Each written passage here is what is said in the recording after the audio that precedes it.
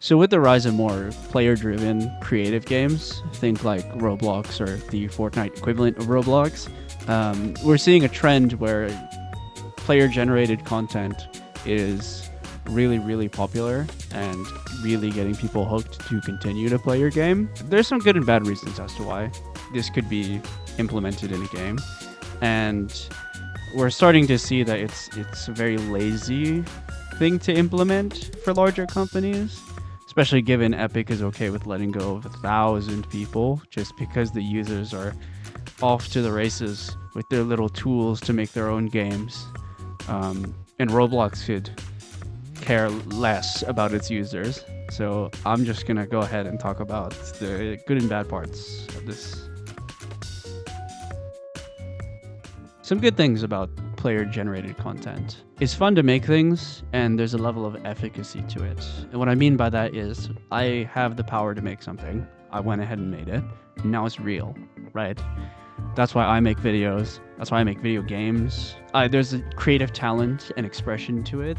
It's a fun process. Fun, I say, as I probably complain and say whatever while I go and develop my games the hard way, rather than just, stitching things together in Roblox or Fortnite, or even just like little games where you're like a little engineer, or it's a Minecraft base.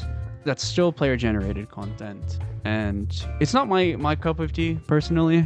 I'm not terribly creative technically with game mechanics where you've got to make factories or whatever. It's not my thing, but I know a lot of people like it.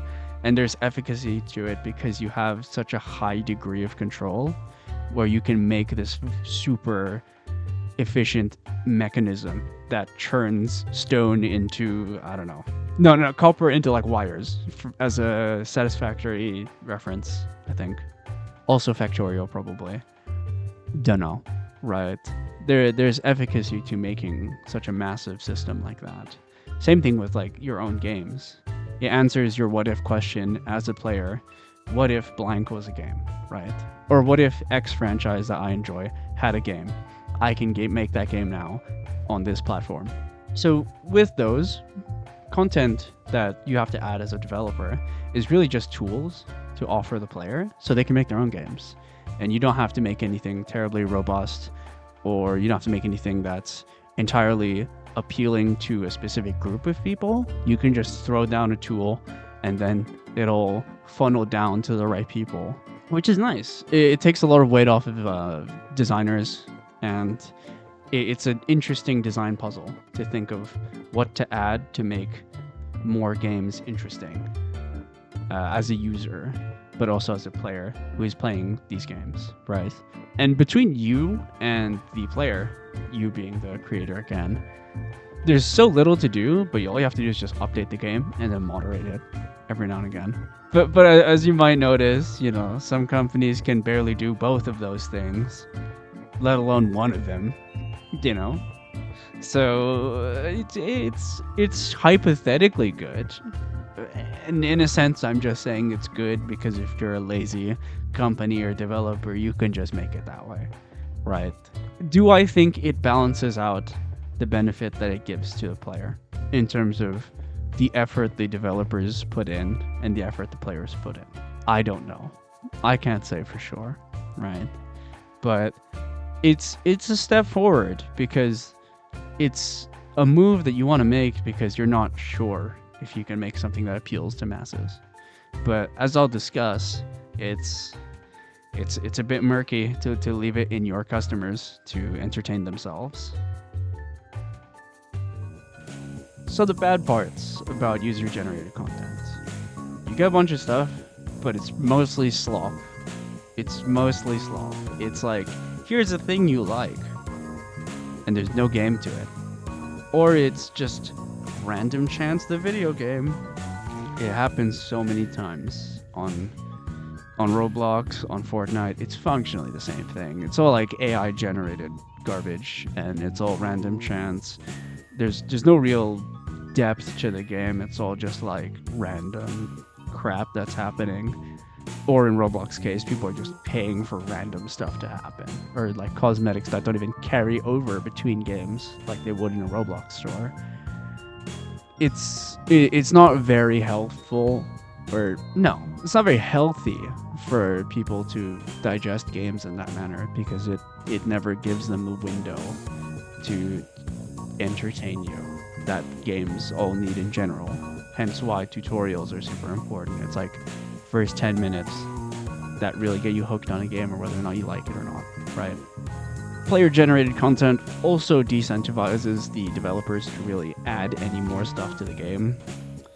I mean, I have been talking a lot about Fortnite and Roblox in specific, but I mean, just look at Minecraft. For one, it had a monopoly on like survival craft for the most part, right?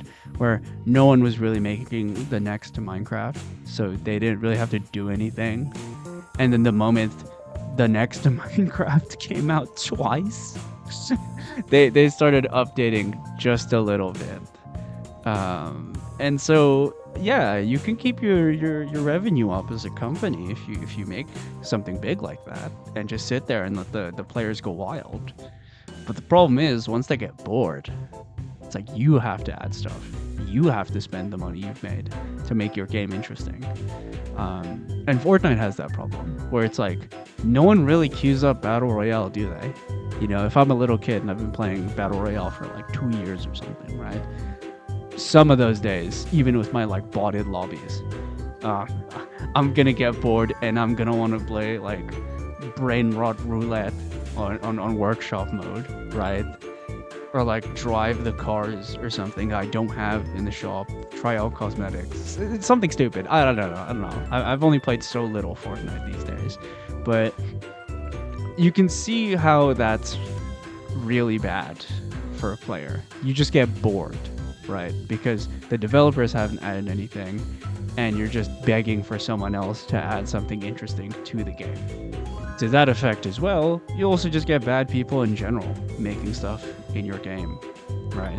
Roblox is notorious for having next to everything that a child should not have access to in a Roblox game, or games, brackets S.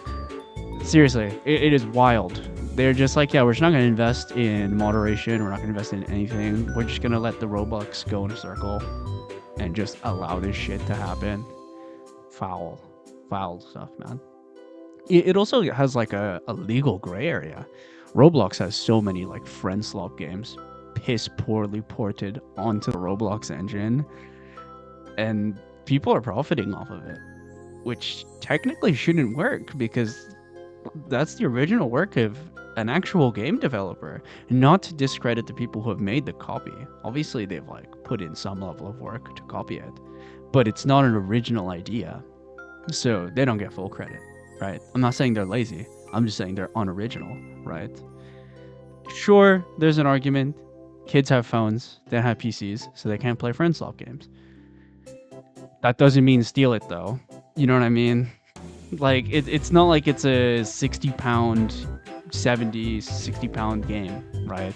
It's something that everyone is playing because it's trending, and you as a Roblox developer would like to make a few pences off of some little kid who saw a YouTube video, right?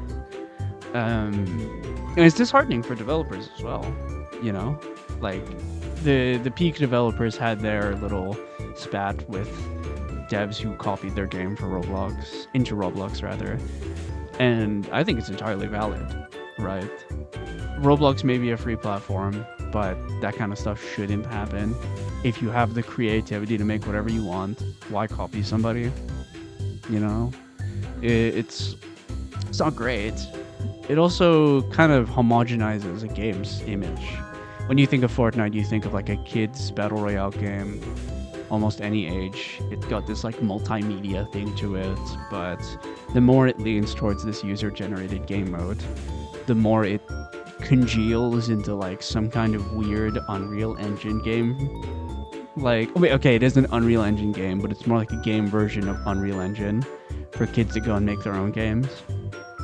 So it's really murky, you know, from a brand perspective.